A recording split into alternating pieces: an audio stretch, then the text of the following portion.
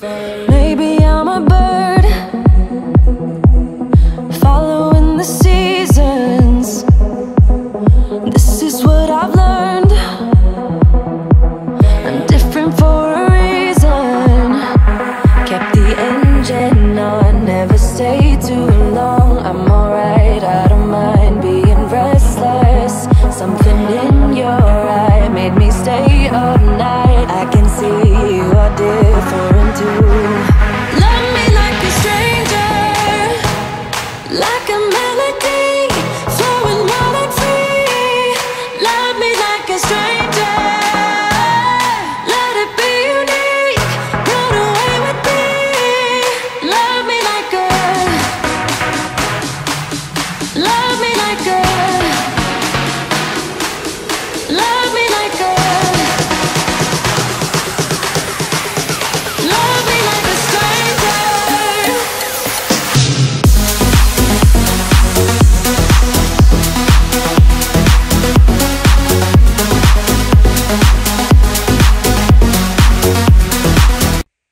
Alright, what's up everyone? So I just want to go over my leg workout. I did a couple days ago, just never had the opportunity to upload it. So here I am. Anyways, I just like to go over these this is what I like to do. It's not like anything scientific based, or if you want that, this really isn't the channel for that. This is kind of just like my fitness journey, the things I do and the reasons I like to do them.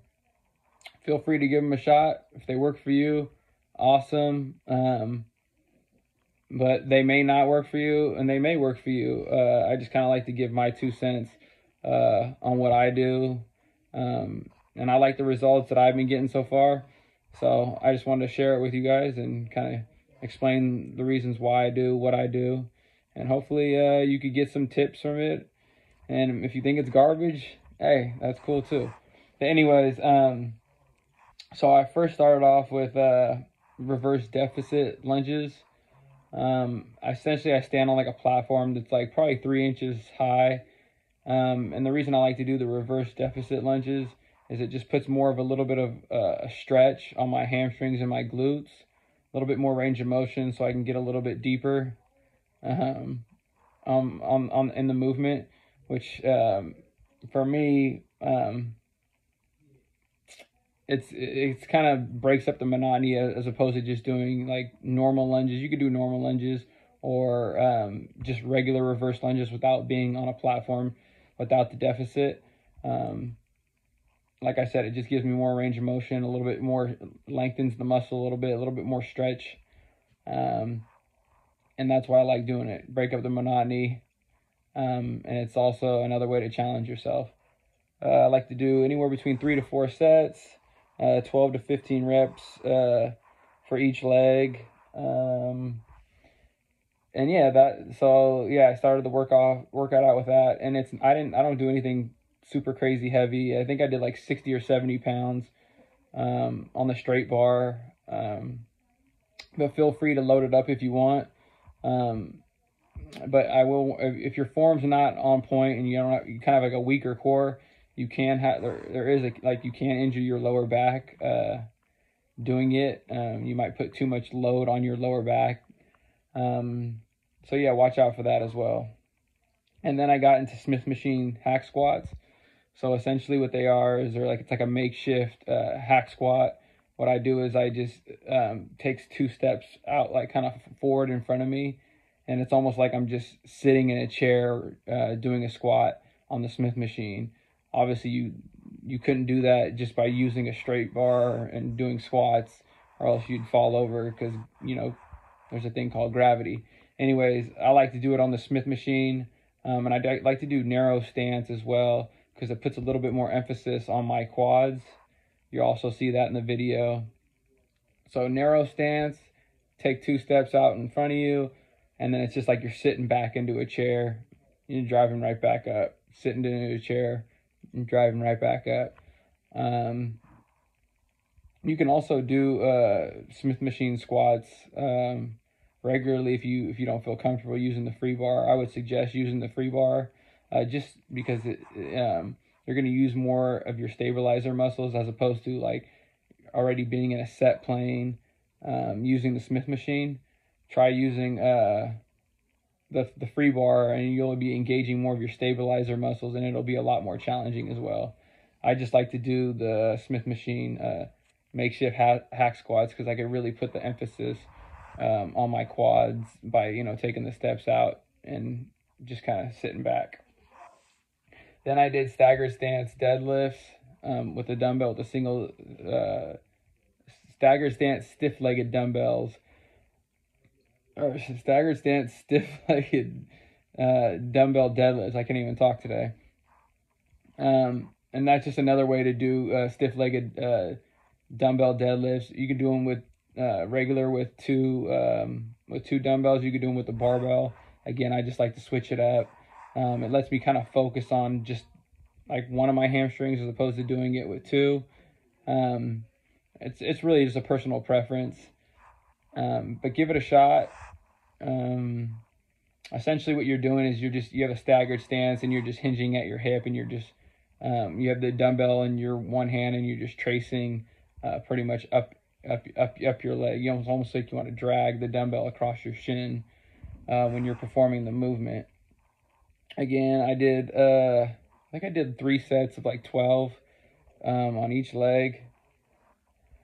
And then I got into what I do. I have it right here. Oh, I did single dumbbell, I guess you can call them goblet squats, or single dumbbell front squats. You're just holding the dumbbell in front of you. And I did, my feet were like a little bit wider than shoulder width apart. And then I have my toes open. Just for me, it gives me a better range of motion. I can get into more depth that way.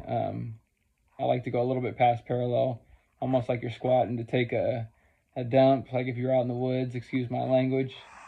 But yeah, that's another great movement to add, and that's also a great way to, it strengthens your core as well.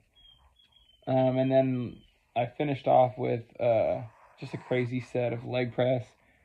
I think I did like 6 sets of leg press, and I did like 10 reps, and I just pyramided up in weight. I started with like 4 plates on each side, and pyramided all the way up to like to 7 or 8 plates on each side, and that was just a neutral stance on the platform. You can put your feet lower and narrow, and that'll hit your quads more. That's just my opinion. Again, people might have differing opinions. That's cool. We all have different anatomies, and things muscles hit in certain ways. Some people have longer limbs, some people have shorter limbs, but that's just what works for me. And then if you want to hit your quad or your hamstrings and your glutes a little bit more, I go put my feet wider out on the platform, and higher and wider on the platform. And then if I just kind of want to hit like just like the whole leg, not really focus on anything, I'll just do a neutral stance, shoulder width apart. And that's what I did for these leg presses. And I try to do it like in a slow and steady controlled motion. So like I'll like to take the weight down on like maybe a 3 or a 4 count, and then just bring it right back up. So for me, the eccentric portion, lowering the weight really taxes the muscle, as opposed to if you're using a lot of momentum and you're just kind of swinging and pushing the weight. I like to really slowly and control the weight. And you'll notice as you do this that you really can't lift as much as you think you can, because you're not swinging the weight around. The muscle's actually working, contracting, as opposed to you using momentum and using other portions of your body. You know, you'll see even people doing like dumbbell curls, and they'll be swinging, using their back or their legs, or even people doing shoulder, like standing shoulder press, because your body wants to, you know, do it in the least or in the most efficient way possible. So it's going to try to recruit other muscles.